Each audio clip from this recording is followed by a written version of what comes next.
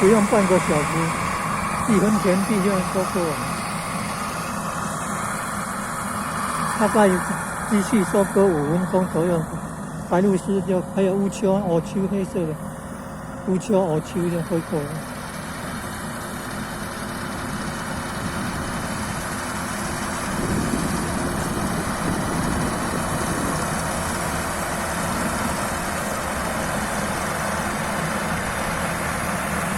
很会设计呢，设计会把那个稻谷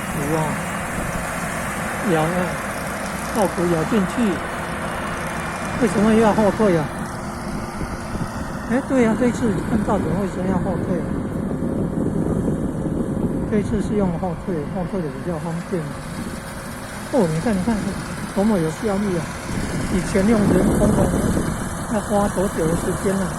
中午就要在田里面吃午饭，吃那个割稻饭，也还得挂地瓜崩吃割稻饭，也还得挂地瓜崩。好，你看这么干净啊！